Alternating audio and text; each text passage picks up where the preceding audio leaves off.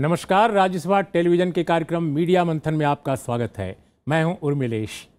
कुछ समय पहले जम्मू इलाके से कश्मीर घाटी के लिए देश की सबसे लंबी चनैनी नाशरी सुरंग आवागमन के लिए खोली गई।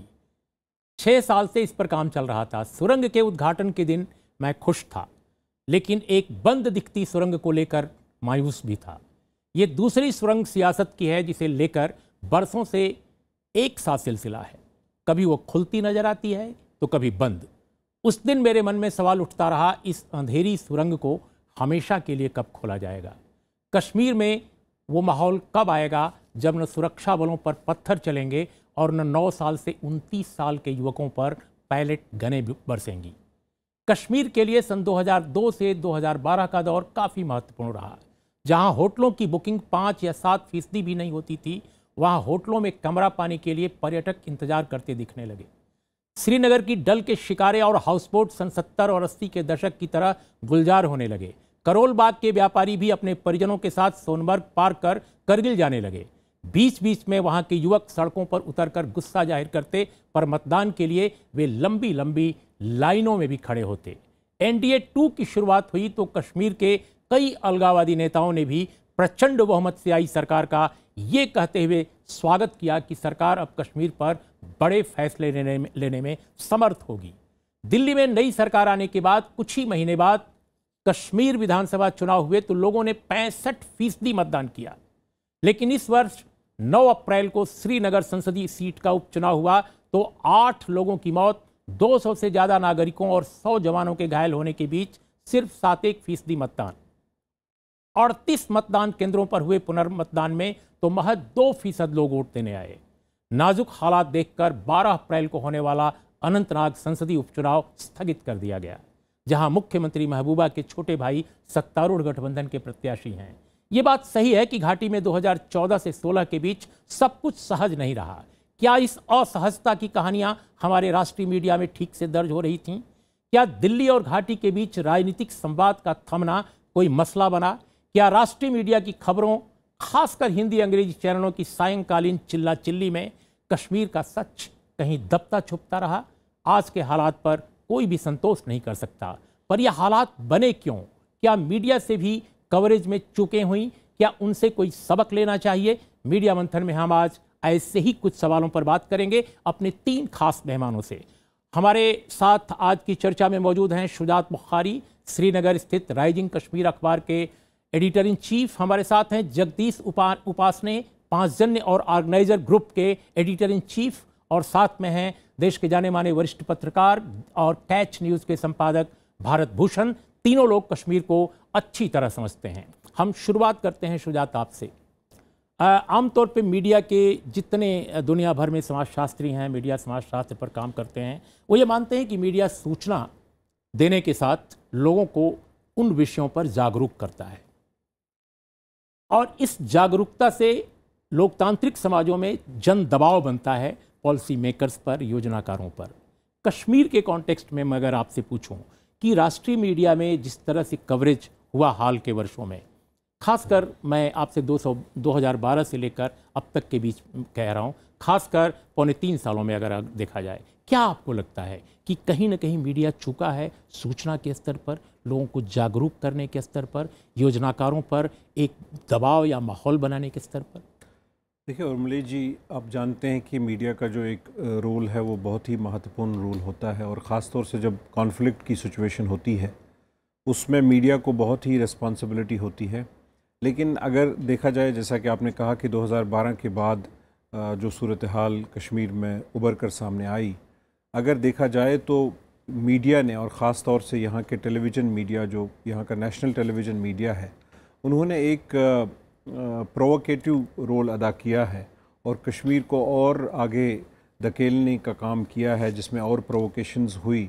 और बदकिस्मती से मीडिया, जहाँ पे डेमोक्रेसी में जिसको 4th एस्टेट कहा जाता है, और एक ऐसा रोल निभाने की उसमें एक्सपेक्टेशन होती है, इस नेशनल मीडिया ने और ख़ास तौर से टेलीविज़न मीडिया ने जो स्टेट नैरेटिव का जो रोल अदा किया और स्टेट नैरेटिव को आगे बढ़ाने की कोशिश की।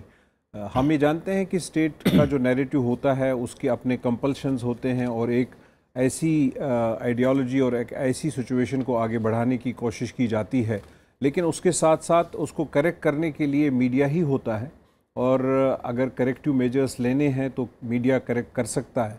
लेकिन जिस तरह से एक one sided role national media ने निभाया है, मुझे लगता है कि वो भी बहुत हद तक कश्मीर में जो सूरत हाल जो ख़राब हुई उसके लिए वो भी बहुत हद तक ज़िम्मेदार हैं। बहुत सारे लोग ये महसूस करते हैं, खासकर कश्मीर के मीडिया को देखकर और शेष भारत के मीडिया को देखकर, कि कश्मीर का मीडिया आमतौर पे अलगाववादियों या तरह तरह के ऐसे लोग जो भारत विरोधी विचार घाटी में प्रचारित करते हैं उनके साथ खड़ा हो जाता है कश्मीर का मीडिया, और जो भारत का मीडिया है वो पूरे शासन या यहाँ तक कि आजकल सैन्य तंत्र के साथ खड़ा हो जाता है। ये दो कंट्रास्ट हैं, कैसे देखते हैं?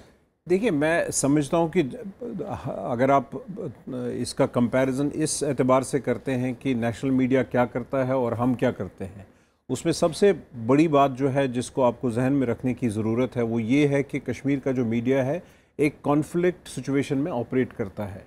हम एक आइडियल सिचुएशन में ऑपरेट नहीं कर रहे हैं जो आपकी आइडियल सिचुएशन पूरे भारत में है या दिल्ली में है उस एतबार से। तो लेकिन उसके साथ साथ जहां हम भारत को दुनिया की सबसे बड़ी जमहूरियत लोकतंत्र मानते हैं, तो उसमें जब ओपिनियंस की बात आती है, जब व्यू पॉइंट्स की बात आती है, तो उसको मद्देनज़र रखते हुए आप किसी व्यू पॉइंट को समरली रद्द नहीं कर सकते हैं। और जो सिचुएशन, जो सूरत हाल कश्मीर की ग्राउंड पे एग्जिस्ट करती है, चाहे उसमें हुर्रियत कॉन्फ्रेंस हो, सेपरेटिस्ट हों, जो भी लोग हों, वो उसके हिस्सेदार बनते हैं। आप उस सिचुएशन को रिफ्लेक्ट करते हैं ग्राउंड से और आप उसको इग्नोर नहीं कर सकते हैं। लेकिन बदकिस्मती से ये देखा जा रहा है कि हम मीडिया पर्सन्स जो हैं या अखबार जो चलाने वाले लोग हैं, लोग शायद ये तवक्को यहाँ करते हैं कि आप उसको कम्प्लीटली ब्लैक आउट करें, कि जो भी कश्मीर में हो रहा है आप वही नैरेटिव दो जो स्टेट का नैरेटिव होता है। तो मैं नहीं समझता हूं कि वो इंसाफ होगा अपने इस प्रोफेशन के साथ। जगदीश उपासने साहब, मैं ये समझना चाहता हूं कि हाल के घटनाक्रम, खासकर इस चुनाव से पहले, बाई इलेक्शन से पहले और बाई इलेक्शन के बाद, यानी अगर हम 2016 के जुलाई महीने से लेकर चुनाव तक की घटनाओं को देखें और फिर उपचुनाव के बाद जो अभी हो रहा है, इसको कैसे देखते हैं? क्या कहीं मीडिया भी चुका है? सियासतदानों की बात हम इस शो में नहीं कर रहे हैं कि सियासतदानों ने क्या क्या किया ऐसा जिससे कि कश्मीर में समस्याएं बढ़ी, क्योंकि माना ये जाता है और सभी लोग मानते हैं कि कश्मीर पटरी पर आता नज़र आ रहा था। NDA 1 में और UPA के दौरान भी काफ़ी हद तक चीज़ें, चाहे वो सीधी बातचीत से हो, ट्रैक 2 हो, तमाम एफर्ट्स होते थे। लेकिन 2014 के बाद सिलसिला थमा। क्या मीडिया इसमें एक रोल जो उसका होना चाहिए था, क्या वो चूका है वाकई? देखिए, मैं शुजात साहब की इस बात से सहमत हूँ कि मीडिया को जो रोल प्ले करना चाहिए था वो नहीं किया। बेसिकली मीडिया बहुत पोलराइज हो गया कश्मीर को लेकर। मैं सिर्फ भारत का जो मेन स्ट्रीम मीडिया है वही बात नहीं करूँगा, मैं कश्मीर का मीडिया भी, कश्मीर में भी एक ट्रेडिशनल मीडिया है जैसे राइजिंग कश्मीर है या ऐसे जो एस्टैब्लिश्ड और रेप्यूटेड अखबार हैं, मीडिया संस्थान हैं।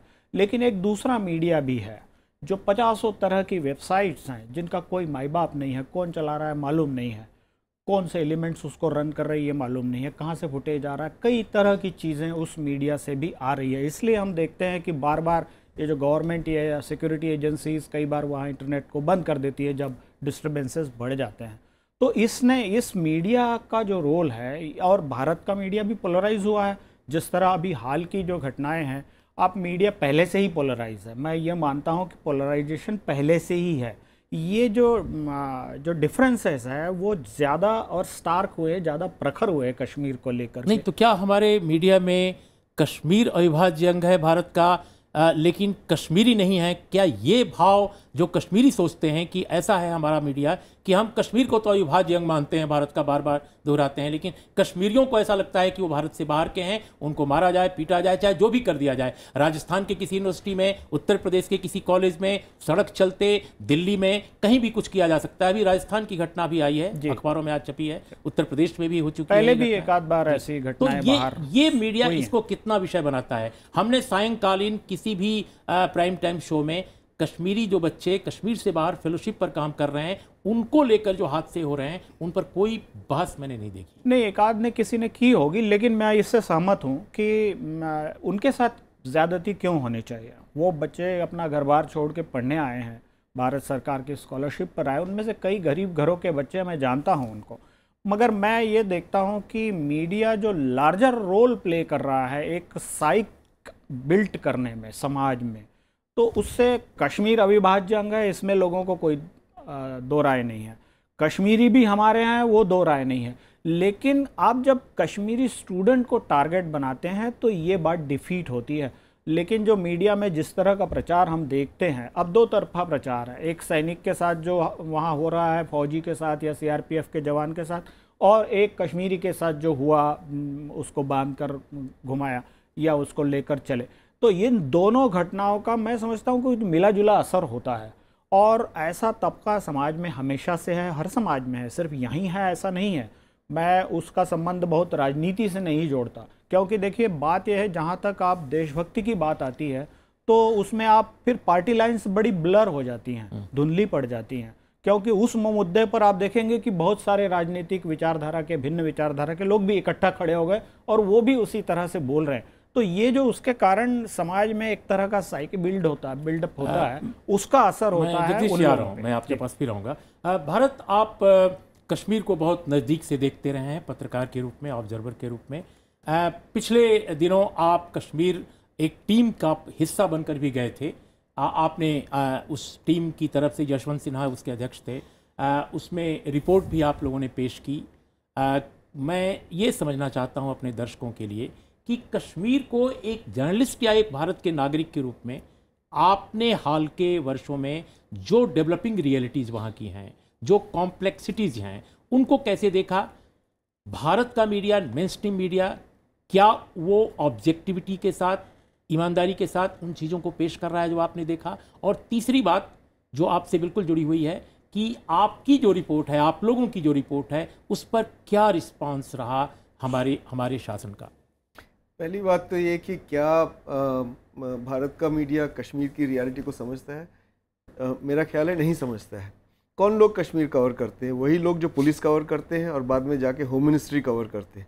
पॉलिटिकल कॉरेस्पॉन्डेंट्स बहुत कम हैं जो कश्मीर को कवर करते हैं।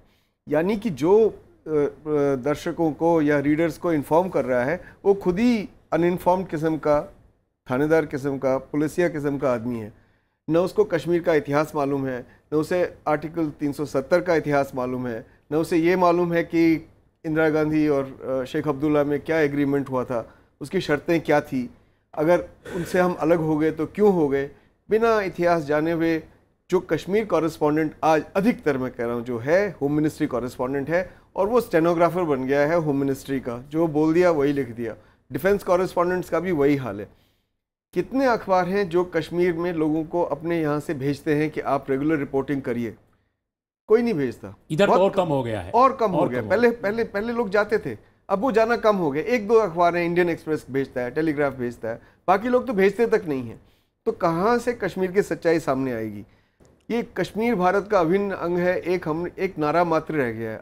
वो कैसा अभिन्न अंग है जिस पे चोट लग रही है, जो इनके बच्चे अंधे हो रहे हैं और आपको दर्द महसूस नहीं होता और उसके बारे में आप लिखते नहीं हैं? वो कैसा अभिन्न अंग है जिसके बारे में आप कहते हैं कि इनको पीटो और ठीक हो जाएगा? तो क्या चोट आपको नहीं लगेगी अगर आपके अभिन्न अंग को चोट लग रही है? तो ये यहाँ समझदारी की बहुत बड़ी कमी हमारे मीडिया में नजर आती है।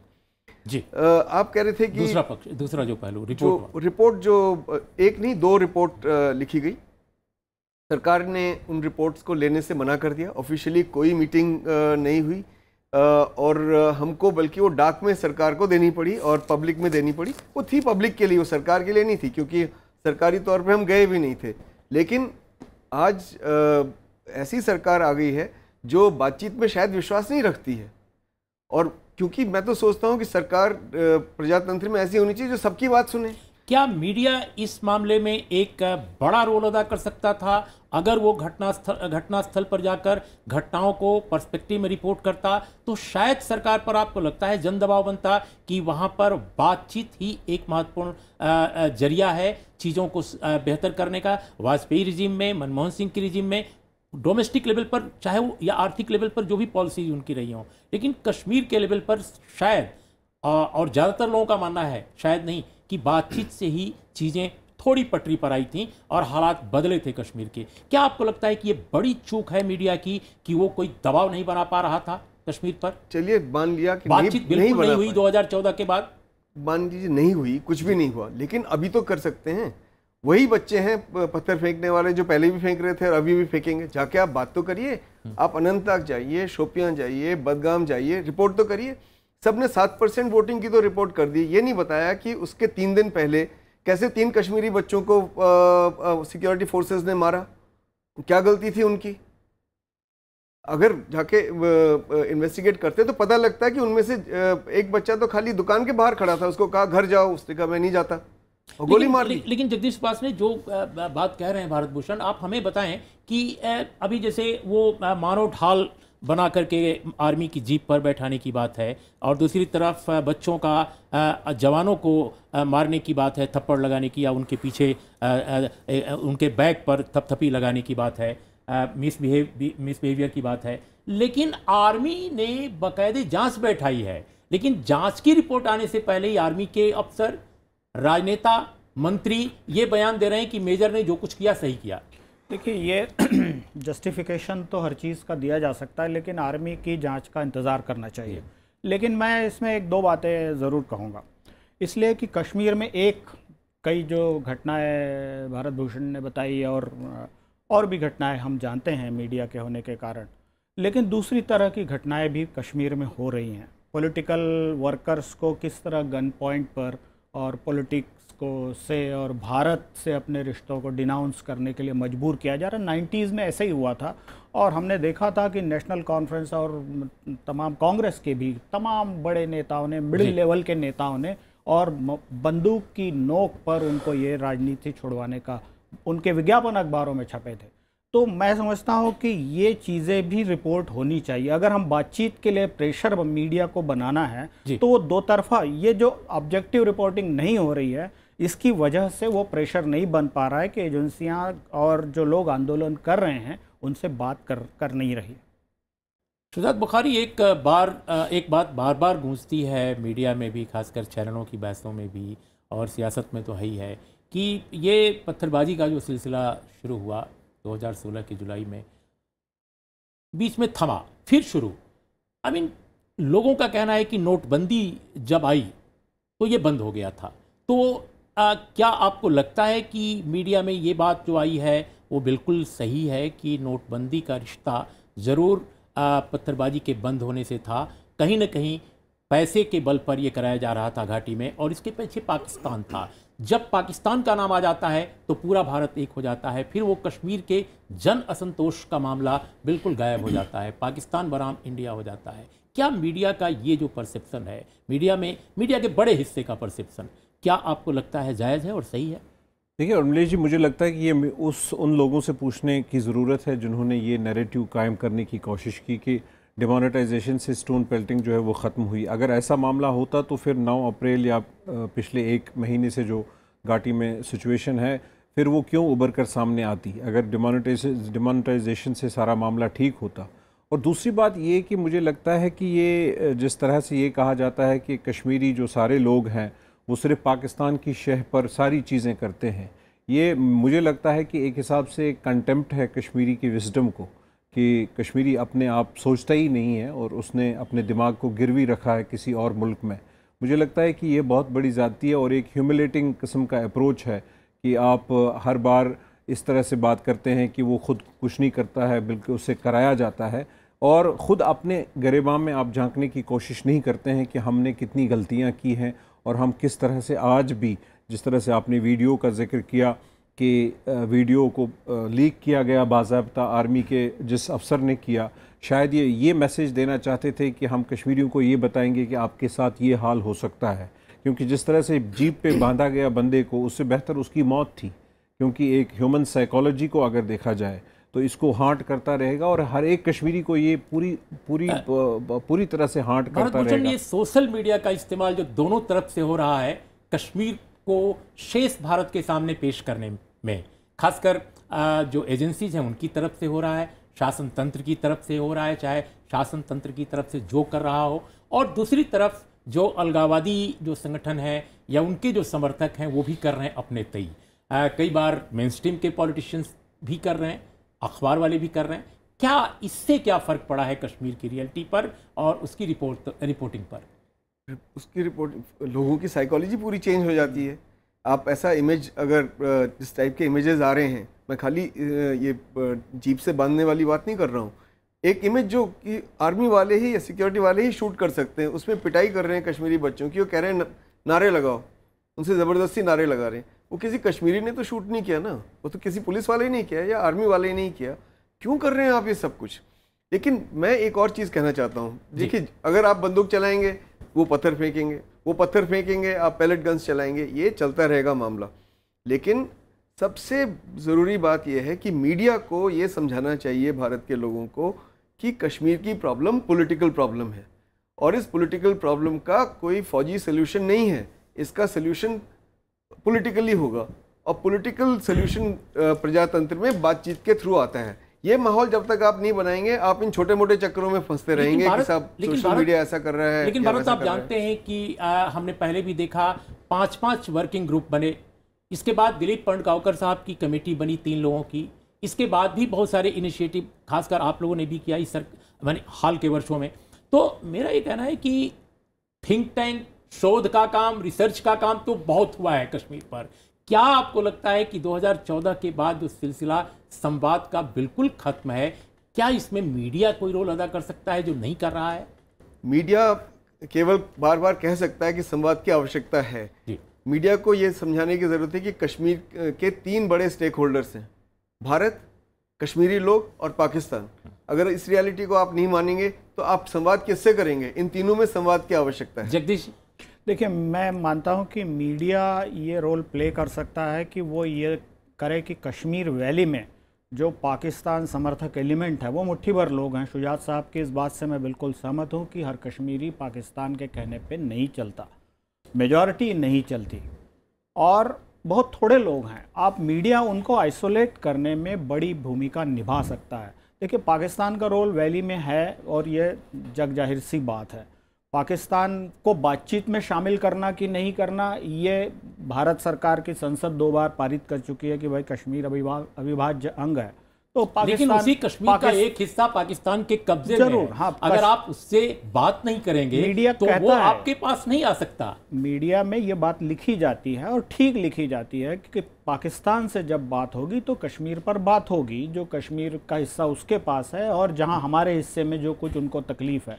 लेकिन मैं थोड़ा सा इसको ये देखता हूं कि मीडिया कम से कम ये रोल तो प्ले करना शुरू करे कि कश्मीर में पाकिस्तान समर्थक एलिमेंट को आइसोलेट किया जाए, तो फिर बातचीत कुछ बढ़े आगे। सुजात, देखिए, मैं समझता हूं कि अगर मीडिया, जो हमने पढ़ा है कॉलेजों में और स्कूलों में, मीडिया का नाम बैलेंस है कि आप बैलेंस करो और आप लोगों पे छोड़ो कि वो कौन सी राय बनाते हैं। आपको फैक्ट्स लोगों के सामने रखने हैं।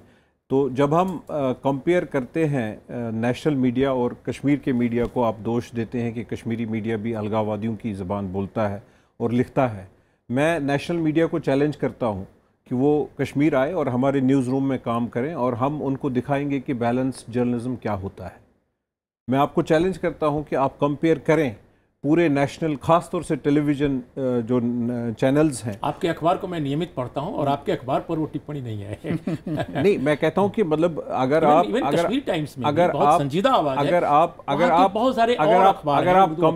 अगर आप कंपेयर करेंगे कि नेशनल टेलीविज़न चैनल जिस तरह से सिर्फ एक नैरेटिव को आगे चलाते हैं, और फिर आप हमारे अखबारों को देखेंगे, मैं आपको कहता हूं बड़े वसूख से और ऑथेंटिसिटी से कहता हूं कि हम बहुत ही अच्छी तरह से जर्नलिज्म करते हैं और एक बैलेंस्ड जर्नलिज्म करते हैं।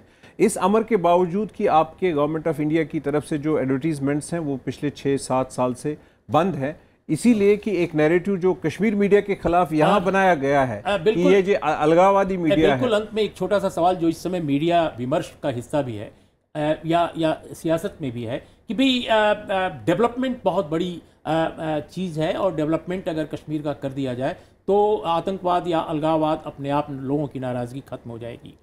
लेकिन हमने देखा कि जो DS हुडा साहब, जो लेफ्टिनेंट जनरल थे हाल में, उत्तरी कमान के चीफ थे, उन्होंने भी कहा कि कानून व्यवस्था का जो मसला है वो हम देखते हैं, आर्मी के लोग, सिक्योरिटी फोर्सेस के लोग, डेवलपमेंट भी एजेंसीज जो हैं वो इसमें इन्वॉल्व हैं, लेकिन कश्मीर का मसला बुनियादी तौर पे राजनीतिक है और उसको राजनीतिक तौर पे एड्रेस किया जाना चाहिए, उन्होंने कहा और बार बार वो कहते भी रहे। भारत भूषण, हम बिल्कुल अंत में यही समझना चाहते हैं कि मीडिया में जो एक बात लगातार इधर आती है, खासकर हिंदी चैनलों में, अंग्रेजी के भी कुछ चैनलों में जो शाम को खूब आकाश तक गूंजती आवाज़ में चीखते हैं और वो ये कहते हैं कि साहब कश्मीर का असल प्रश्न जो है वो पाकिस्तान या विकास है। ये गलत बात है। अगर विकास ही मुद्दा होता, इतने पैकेजेस आपने दे दिए, हो जाती है ना कश्मीर प्रॉब्लम सॉल्व। अगर डेवलपमेंट का इशू था, आप सोचते हैं बच्चे पत्थर इसलिए मार रहे हैं कि उनको नौकरी की कमी है, स्कूल छोड़ के क्यों जा रहे हैं वो पत्थर मारने? आपने ठीक कहा, ये राजनीतिक मसला है, इसका राजनीतिक हल होगा और इस मसले में पाकिस्तान की हिस्सेदारी है। इसलिए है क्योंकि कश्मीर का जो इतिहास है भारत के साथ एक्सेशन का, उसमें पार्टीशन के समय हुआ है, कुछ हिस्सा उस तरफ है, तो पाकिस्तान से बिना बात किए हुए, कश्मीरी से बिना बात किए हुए आप इसको प्रेशर कुकर बना रहे हैं, वो फटेगा जरूर। बिल्कुल। आपने शुरू में कहा कि आपने टनल का जिक्र किया और प्रधानमंत्री जब टनल को खोलने के लिए गए तो उन्होंने कहा कि आपको टेररिज्म और टूरिज्म के बीच में चूज करना चाहिए। लेकिन मैं कहना चाहूँगा कि अगर आप टूरिज्म चाहते हैं, उसके लिए पीस और स्टेबिलिटी जो है वो प्रीरिक्विजिट है पहला उसके लिए, और पीस और स्टेबिलिटी के लिए आपको राजनीतिक मसले की तरफ ध्यान देने की ज़रूरत है और एक पॉलिटिकल अप्रोच अपनाने की ज़रूरत है।